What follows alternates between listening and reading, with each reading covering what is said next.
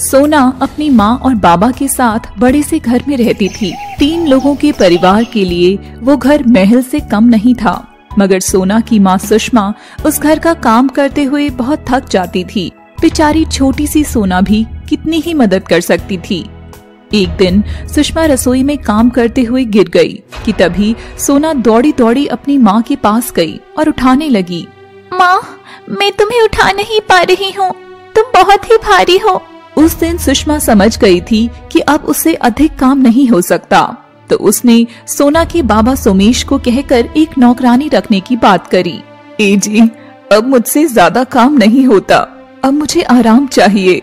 इतने बड़े घर में महारानी की तरह रहती हो, आखिर काम ही क्या है तुम्हें? मगर सुषमा की जिद करने पर सोमेश एक जवान नौकरानी घर में लेकर आता है और तब से सुषमा आराम से रहने लगी। नौकरानी का नाम सुंदरी था। सुंदरी की पतली कमर और मटकानी चाल धीरे धीरे सोमेश को रिझाने लगी थी। ये चीज सुंदरी समझ गई थी। वाह, अगर ये मालदार पार्टी मेरे हाथ लग जाए तब तो मैं पूरी जिंदगी नौकरानी नहीं बल्कि महारानी की तरह रहूंगी। और उस दिन के बाद से सुंदरी अपने लटके झटके अधिक करने लगी। अब सोमेश सुषमा से दूर होने लगा था और सुंदरी के नजदीक होने लगा। एक दिन सोना रसोई में सुंदरी और सोमेश को एक साथ चिपकते हुए देख लेती है। ये सब गलत है बाबा, मेरी माँ को छोड़कर आप एक नौकरानी के साथ कैसे ये सब कर सकते हैं? सोमेश तभी सोना को थप्पड़ मारता है, मगर सुंदरी उसे रोक लेती है। अरे सोमेश, इतनी सी जान को थप्पड़ थोड़ी ही मारते हैं, इसे तो गरम चिमटे से सजा देनी चाहिए। और सुंदरी सोना के गरम चिमटा लगाती है। सोना रोते हुए सुषमा के पास जाती है, मगर सुषमा उसकी बात पर विश्वास नहीं करती और उल्टा उसी पर गुस्सा करती है। अपने बाबा के लिए कैसी गलत बात कर रही है तू? छी, जा मेरी नजरों से दूर हो जा। और सोना रोते हुए घर से दूर जाकर बैठ जाती है। अब मैं कहाँ जाऊँ? अब वो घर मेरा घर नहीं है। तभी वह देखती है कि वहीं कुएं की मुंडेर पर एक बुढ़िया खड़ी होती है, जो उसमें कूदने ही वाली थी कि सोना तुरंत उसे रोक लेती है। दादी जी, आप ऐसा क्यों कर रही हैं? ये सुनते ही बुढ़िया रोती है और सोना से लिपट जाती है। क्या कहा तूने? दादी जी? मेरी बेटी और नातिन भी मुझे इतने ही प्यार से बुलाते थे, मगर रोड एक्सीडेंट में दोनों मर गए। अब मेरा यहाँ कोई नहीं है, मैं जीकर क्या करूँगी? नहीं, ऐसा नहीं कहते, मेरा भी कोई नहीं है, मगर मरना तो कोई हल नहीं है। हमें लड़ना सीखना चाहिए। आप मेरे साथ रहिए और मैं भी आपको नानी माँ बुलाऊंगी। ये सुनते ही बुढ़िया खुश होती है और दोनों मिलकर एक सुंदर बांस का घर बनाते हैं और उसमें रहने लगते हैं। सोना नानी माँ के हाथ का स्वादिष्ट भोजन खाती और जंगल से उनके लिए फल भी तोड़ती। उधर सुषमा अपनी बेटी के गम में रहने लगी और एक दिन जब उसे सोना की बहुत याद आई तो वह सोमेश के पास गई। तभी वह सोमेश और नौकरानी को नजदीक पाकर समझ गई कि सोना एकदम सही कह रही थी। कैसे पति हो तुम? बीमार पत्नी को छोड़कर यहाँ नौकरानी के साथ ऐश कर रहे हो? ये छोड़ो, तुम तो एक अच्छे बाप तक नहीं हो। तू एक बार खुद को देख, ना ही कोई सुंदरता है ना ही कोई अदा, बढ़िया इस सुंदरी की बराबरी करने वाली। सुंदरी यह सब देख ही मन खुश हो रही थी और सोमेश गुस्से में आकर सुषमा को घर से निकाल देता है। सुषमा रोते हुए जंगल जाकर सोना को ढूंढती है कि तभी उसे एक बांस का घर दिखाई देता है और वह सोना का बचपन याद करती है कि बचपन में सोना कैसे बांस का छोटा सा घर बनाकर उसमें छिप जाया करती थी। बांस का घर? ये तो पक्का मेरी सोना ने ही बनाया होगा। सोना, मेरी सोना, देख तेरी माँ आ गई। और सोना बांस के घर से बाहर झांकती है। सुषमा अंदर आ जाती है और दोनों माँ बेटी मिलती हैं। माँ, इनसे मिलिए, ये नानी माँ है, आपकी माँ जैसी। सुषमा बुढ़िया के पाँव छूती है और बुढ़िया सुषमा को गले लगाकर उसके जख्मों पर मलहम लगाती है। आज मुझे मेरी बेटी और नातिन दोनों मिल गए। और तीनों लोग बांस के घर में महलों जैसी जिंदगी जीने लगे। उधर सुंदरी सोमेश को अपना असली रंग दिखाने लगी। उसने अपने आशिक को बुलाकर सोमेश को उसके ही घर से निकलवा दिया और सोमेश भी सुषमा और सोना को ढूंढता हुआ बांस के घर तक पहुंचकर उनसे माफी मांगता है। हम तीनों माँ बेटी इस बांस के घर में बहुत खुश हैं। शीशे का महल आपको ही मुबारक। हमारा और आपका रिश्ता अब खत्म। और सोमेश अपना सा मुंह लेकर फिर से अपने ही घर में आकर सुंदरी का नौकर बनकर जीने लगा। उधर सोना और सुषमा उस बुढ़िया के साथ बांस के घर में खुशी खुशी रहने लगे। एक गांव में राहुल नाम का लड़का अपनी बीमार माँ के साथ रहता था। बेचारी के पास ना ही कोई ढंग का काम था और ना ही इतनी कमाई। वो जो भी कमाता था उसमें से आधी कमाई माँ की दवाइयों में चली जाती थी और आधी मकान के किराए में। मगर राहुल इस महीने भी मकान का किराया नहीं दे पाता है और उसका मकान मालिक लाला आकर उसे रोज किराया मांगता था। राहुल 2 महीने हो गए, तुमने अभी तक किराया नहीं दिया। अगर मुझे 7 दिन में पूरा किराया नहीं दिया तो मैं तुझे और तेरी बूढ़ी माँ को घर से बाहर फेंक दूंगा। पर लाला, मैं इतनी जल्दी तुम्हें किराया कैसे दूंगा? और राहुल रोता हुआ बाहर चला जाता है और चलते चलते एक खंडर में पहुंचता है और वहां बैठकर रोने लगता है। राहुल को रोता देख खंडर से एक बूढ़ा बाबा बाहर आता है।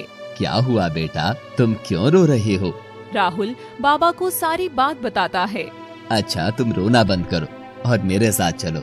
वो बाबा राहुल को अपने साथ खंडर के अंदर ले जाता है और एक कमरे में जाकर खड़ा हो जाता है। कमरे में चारों तरफ ढेर सारा कबाड़ा पड़ा हुआ था। बेटा, तुम्हें इसमें से जो चाहिए ले जाओ। पर ये सब तो कबाड़ा है और कोई ने कम पैसों में भी नहीं खरीदेगा। आप मेरा मजाक क्यों बना रहे हैं? नहीं नहीं, ऐसा नहीं है बेटे, ये कबाड़ा जरूर है पर आम कबाड़ा नहीं है। तभी राहुल की नजर कबाड़े में पड़े एक साइकिल पर जाती है और वो साइकिल उठा लेता है। अगर ये मैं ले लूं तो इसका रिक्शा बनाकर थोड़े बहुत पैसे कमा सकता हूँ। बहुत अच्छे बेटा, ये साइकिल अब तुम्हारी। मगर ध्यान रखना, ये साइकिल कोई आम साइकिल नहीं है, ये जादुई साइकिल है। तुम इसका इस्तेमाल दूसरों की सेवा में करना और कभी लालच नहीं करना। राहुल बाबा को शुक्रिया करके घर वापस आता है और सारी बात अपनी माँ को बताता है। राहुल खुशी खुशी साइकिल को रिक्शे की तरह इस्तेमाल करने लगता है। राहुल बस स्टैंड जाकर आवाज लगाने लगता है, आइए मेरी उड़न खटोला पर बैठिए और मनचाही जगह चलिए। राहुल की ऐसी बातें सुनकर सब हंसने लगे पर कोई भी नहीं आया और राहुल उदास होकर घर वापस जाने लगा। तभी पीछे से उसको एक बूढ़ी दादी ने आवाज लगाई, बेटा, मुझे पुराने मंदिर छोड़ दोगी क्या? जी माँ जी, आइए मेरे पीछे बैठ जाइए। कितने रुपए लोगे? राहुल को तभी उस खंडर वाले बाबा की बात याद आती है और राहुल अपनी साइकिल का किराया सबसे कम रखता है। केवल 1 टका दादी, और आपका प्यार। दादी खुश होकर उसकी साइकिल पर बैठ जाती है और फिर दादी राहुल के हाथ में 1 टका रख कर चली जाती है और राहुल भी घर लौट आता है। क्या हुआ बेटा, आज कुछ कमाई हुई क्या? और राहुल अपनी माँ को सारी बात बताता है। कोई बात नहीं बेटा, इसी पेटी में रख दे और ऐसे ही मेहनत कर, ईश्वर जल्दी ही कुछ करेंगे। राहुल वो 1 टका पेटी में रख कर सो जाता है और अगले दिन वापस सवारी लेने चला जाता है। राहुल का किराया सबसे कम था, इसलिए लोग उसकी साइकिल पर बैठने लगे, कभी आंटी तो कभी कोई काका। उस दिन भी राहुल सबसे किराए में केवल 1 टका ही लिया और रोज की तरह घर आ गया। माँ, आज का दिन तो बहुत अच्छा गया, मैंने पूरे 6 टका कमाए। शाबाश बेटा, अब इन्हें भी पेटी में रख दे। जैसे ही राहुल 6 टकों को पेटी में रखने के लिए पेटी खोलता है तो उसमें सोने का एक सिक्का देखता है। माँ, ये सोने का सिक्का किसका है? पता नहीं बेटा, पर लगता है शायद ये साइकिल जादुई है। उस बाबा ने तुझे सही बात कही थी। हाँ माँ, शायद ऐसा ही है। मैंने कोई लालच नहीं किया तो बदले में मुझे साइकिल सोने के सिक्के दे रही है। और राहुल बाकी टकों को भी पेटी में ही रख देता है। अगले दिन राहुल पेटी खोलकर देखता है तो उसमें 7 सोने के सिक्के थे। राहुल और उसकी माँ बहुत खुश होते हैं। अब राहुल रोज सवारी लेता और उसके दिए गए किराए को लाकर पेटी में रख देता, जो अगले दिन सोने के सिक्कों में बदल जाते।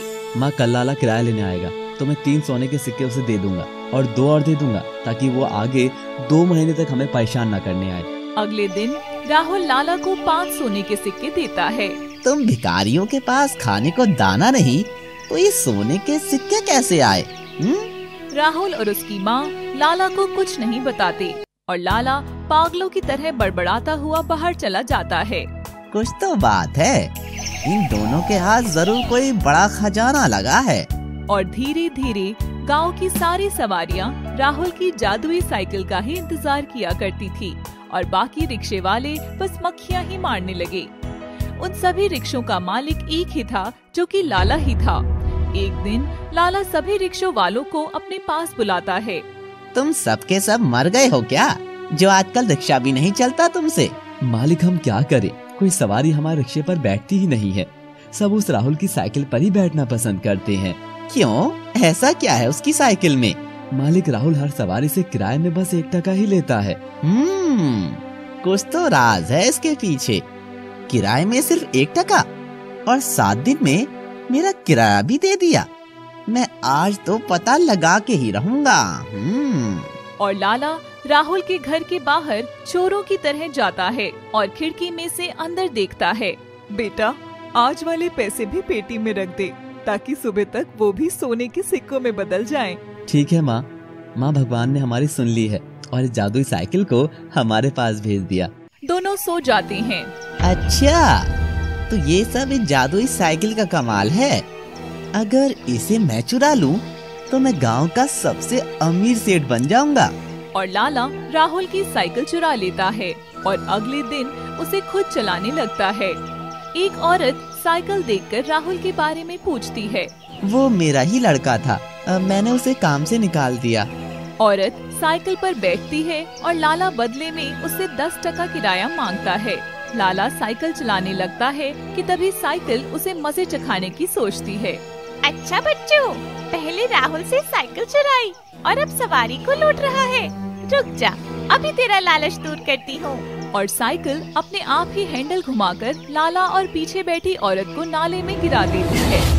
पीछे बैठी औरत भी गिर जाती है और गुस्से में लाला को बहुत मारती है और सभी गांव वाले लाला पर खूब हंसते हैं। औरत लाला के मुंह पर 10 टका मारती है और चली जाती है और लाला घर जाकर उन्हें पेटी में रख देता है। और अगले दिन उठकर देखता है तो पूरी पेटी कचरे से भरी होती है और ढेर सारा कचरा देने लगती है। यह देख लाला को बहुत गुस्सा आता है। उधर राहुल अपनी साइकिल के गायब होने से बहुत परेशान था कि तभी लाला आकर उसकी साइकिल लौटा जाता है। मुझे मूर्ख बनाता है दुष्ट लड़के, ये कोई जादुई साइकिल नहीं है। पहले मुझे गिराया और फिर मेरा घर कचरे से भर दिया। यह सुन राहुल और राहुल की माँ बहुत खुश होते हैं। देखा बेटा, लालच का नतीजा। अब लाला हमें कभी तंग नहीं करेगा। और राहुल अपनी जादुई साइकिल से लोगों की सेवा करने लगा और बदले में साइकिल उसको सोना दे देती थी और वो अपनी माँ के साथ खुशी खुशी रहने लगा।